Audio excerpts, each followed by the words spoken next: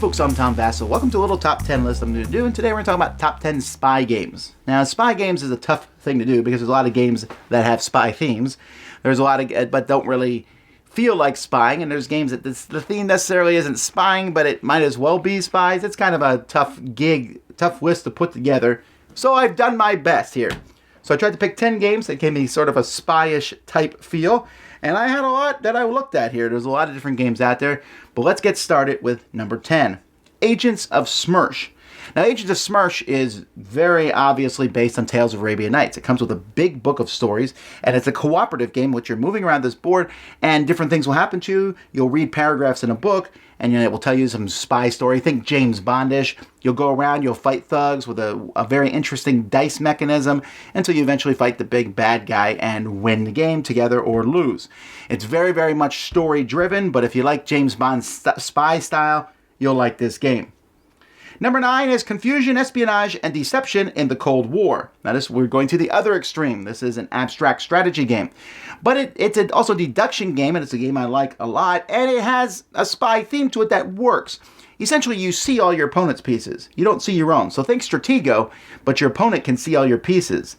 And so you're moving a piece, and I'll say, I'll move this piece here, and your opponent goes, can't do that. And you're like, all right. So then you mark off on your board, this piece can't move that way. And you're trying to figure out which pieces are yours, except your opponent can lie to you a couple times. That doesn't help things. I really enjoy this game. Number 8 is Android Infiltration. Now, probably I could have put Netrunner Android on here, right? Because that's essentially the hackers are spies going into companies. But Android Infiltration is the same theming of that, and you are some people infiltrating a base trying to get stuff, as much stuff as you can, and get out before the alarm is called and the guards come in. So it's a push your luck style game from Donald X Factorino, actually. The guy made Dominion, and I think that the theme comes through very well. Number 7 is Double Agent. This is a 2-player style game, and you have these agents in front of you, and you're playing cards and looking at numbers and trying to figure out which ones are on your team and which are your opponents. It's a very clever 2-player game. I like it a lot. Double Agent. Number 6 is Assassin Con. Now, I guess assassins are spies, assassins, whatever. And this game is a game in which you have a bunch of assassins. You're at a convention and you're moving around and you're trying to figure out who's after you while not letting the person who's coming after you know that you're after them. And so you're trying to take out the person you're after without them saying, you're the one coming after me. It's pretty clever, actually. There's some interesting aspects to it. I like it a lot. Assassin Con. Number 5 is City of Spies, Estoril 1942. This pre-World War, or I guess it's during World War II game in Spain, and you have a bunch of different spies. You have piles of spy tiles, and you're placing these spies in different areas, and each spy has special abilities, and these abilities will go off. The areas also have special abilities, and you're trying to place them in such a way to get the most points. There's a lot of interesting back and forth to it. I highly recommend it. Number 4 is Incognito. This is a 4-player exactly game. You can play with other accounts, but you really want to play with 4. 2 versus 2. Here's the deal. There's 4 people at the table. You don't know who your partner is. You got to kind of give secret symbols, so that your opponent can figure it out by looking at you, but not so that the other folks will figure it out. You're trying to find your partner. You go around. You also have to figure out what your mission is. Everyone has a different mission. You need to get a certain piece to a certain spot, or get your piece to a certain spot, or what have you. A lot of cool concepts in this game, Incognito.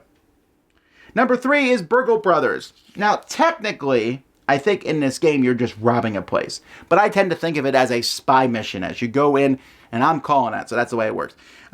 You were going in and we're robbing this place, and it's like a spy, get in there and rob it. It's a cooperative game. There's the 3 floors, and you're going in and trying to get to these different safes and get the secret plans and get out while avoiding the security guards that are walking around.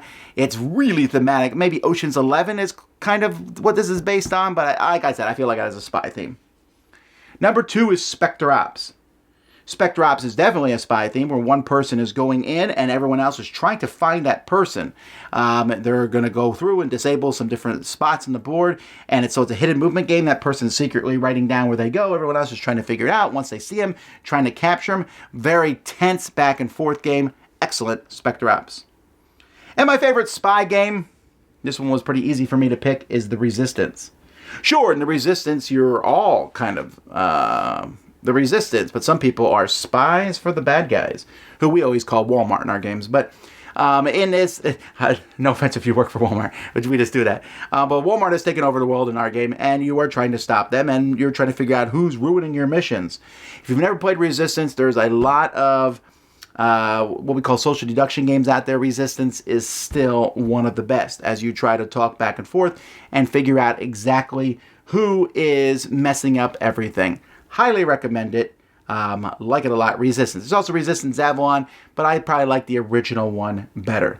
Those are my favorite spy games. There's a lot, though. I mean, I could have talked about Spyfall Covert, Homeland the Game, Fugitive, Before I Kill You, Mr. Bond, 1955, Sneaks and Snitches, Scotland Yard, Checkpoint Charlie, and more. What did I miss? Tell me in the comments. Until next, I know I'm Tom Vasel, and these are my favorite, or my top 10 spy games.